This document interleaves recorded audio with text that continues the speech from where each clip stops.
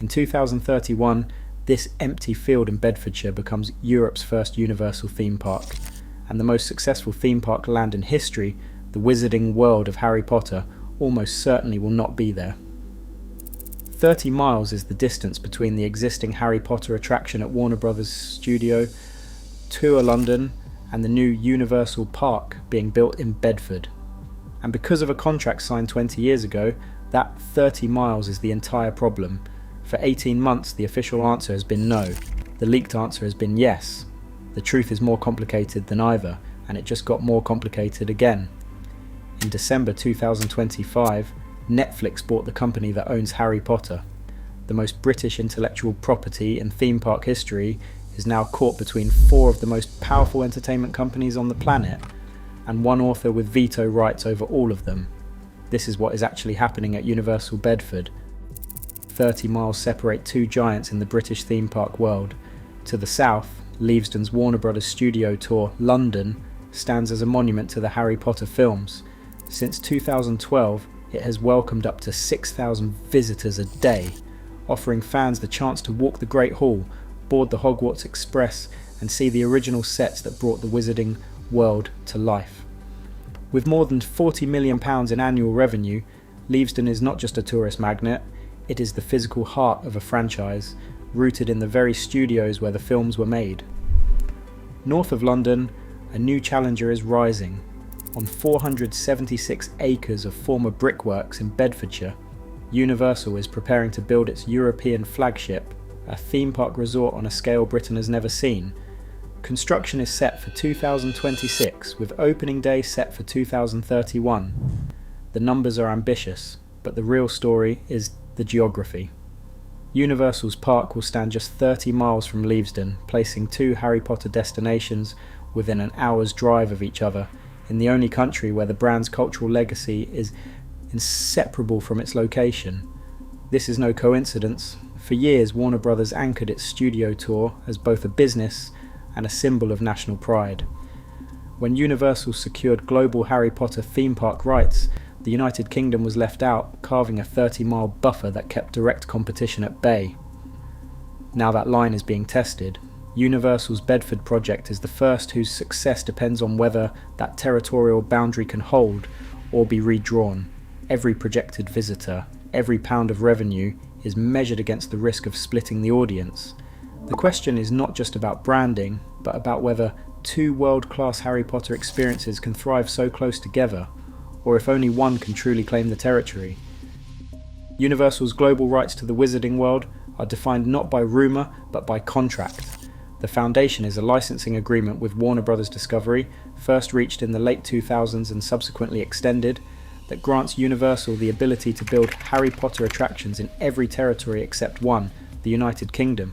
This carve-out is not a technicality, it is a central clause, repeatedly referenced in Universal's own SEC filings, that reserves the British market for Warner Brothers and its Leavesden studio tour.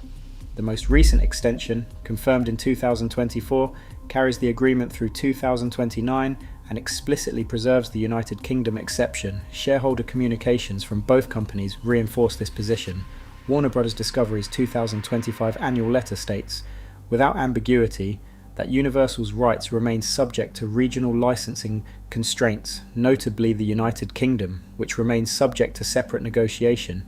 Universal's 2025 annual general meeting materials echo this, referencing ongoing negotiations with Warner Brothers Discovery to clarify the status of the United Kingdom territorial exception, but confirming no amendment has been executed. In the public record, the United Kingdom remains off-limits. The legal language is not just buried in corporate paperwork. In April 2025, as the Bedford project received government approval, the BBC reported that a watertight exclusivity clause bars any Harry Potter-themed land from being built within a 30-mile radius of the Warner Brothers studio tour in Leavesden. This phrase, repeated by industry outlets and confirmed in BBC monitoring transcripts, has become shorthand for the contractual barrier facing Universal. The studio tour's economic weight, £40 million in annual revenue, and a steady stream of visitors serve as the commercial logic underpinning the carve-out. Universal's Bedford plans, as officially described, are Potter-free by necessity, not by choice. Until 2029, the license is clear. Any Wizarding World expansion in the United Kingdom requires a new, standalone agreement. That legal baseline stands as the reference point against which all rumours and negotiations must be measured. September 2025 brought an unexpected wave of reporting that unsettled the legal clarity surrounding Universal Bedford's Harry Potter prospects. Trade publications and tabloids, led by Inside the Magic and the Sun, began circulating claims that Universal and Warner Bros. Discovery had spent 5 months in confidential negotiations, joined at points by J.K. Rowling's representatives. Headlines described a secretive process stretching from April to late August, with unnamed insiders pointing to a draft co-development agreement and even referencing concept art allegedly shown to investors. Syndicated regional coverage repeated these details, though none produced documentary evidence or a verifiable source. Inside the Magic attributed its story to a senior Warner Bros. Executive who insisted on anonymity. The Sun claimed access to a confidential investor briefing but offered no images or corroborating material. Both outlets emphasized the confidentiality of the talks, and neither studio issued a direct denial. Universal's only statement, released mid-September, repeated a familiar formula. The company was still early in the process and unable to confirm specifics. Warner Bros. Discovery, in its quarterly earnings call, offered a standard line about ongoing confidential discussions and declined to comment further. No regulatory filings, trademark transfers, or company's house entries surfaced to validate the rumours. The entire episode rested on anonymous sourcing and the absence of outright denials. For the first time since Bedford's approval, the Harry Potter question shifted from contractual certainty to open-ended doubt, with the industry left parsing the difference between silence and confirmation.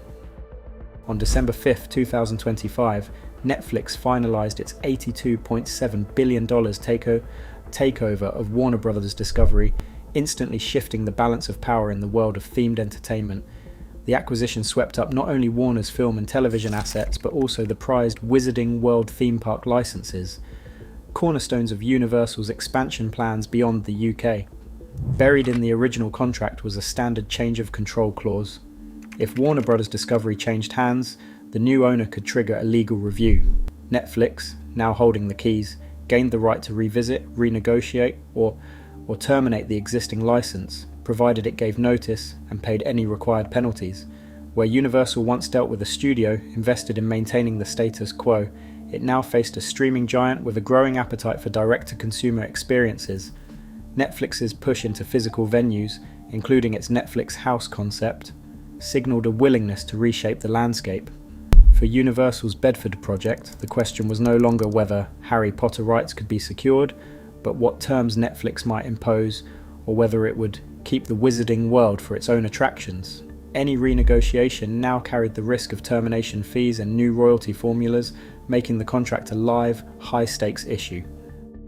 A direct replica of Orlando's Wizarding World in Bedford faces obstacles that go far beyond business rivalry. The foundation of Universal's global Harry Potter rights is a contract that carves out the United Kingdom, and every serious negotiation since has run into the same immovable clause: J.K. Rowling's creative approval. The Blair Partnership, acting for Rowling, holds a standing veto over any new theme park concept using the core Harry Potter stories, characters, or settings. No matter how lucrative the prospect, no deal can advance without her signature. The economic logic is just as unyielding. Warner Bros. Studio Tour, London, drawing up to 6,000 visitors a day and generating over £40 million in annual revenue, depends on its status as the only authentic Harry Potter destination in Britain. Introducing a competing immersive Potterland only 30 miles away risks splitting the audience and cannibalising both attendance and profits. For Warner Bros., and now for Netflix, protecting that revenue stream remains a core priority, especially with the HBO Harry Potter series set to renew demand for Leavesden's original sets when it launches in 2027. These realities point to a likely outcome. Any Wizarding World presence at Universal Bedford would have to be bespoke, not a carbon copy. The creative approval clause ensures that a new attraction would need to offer something distinct, likely tied to the evolving franchise and the interests of all rights holders. The combination of territorial carve-outs, reputational risk, and Rowling's retained control makes a straight clone improbable. Instead, the future of Harry Potter in Bedford looks set to be defined by careful negotiation, not duplication. Today, Bedford's 476 acres embody the collision of billion-dollar rights and corporate ambition, with Netflix now holding Warner Bros. Discovery and Universal's Potter deal expiring in 2029. The next move will redraw industry boundaries, not just theme park maps. Sometimes 30 miles changes everything.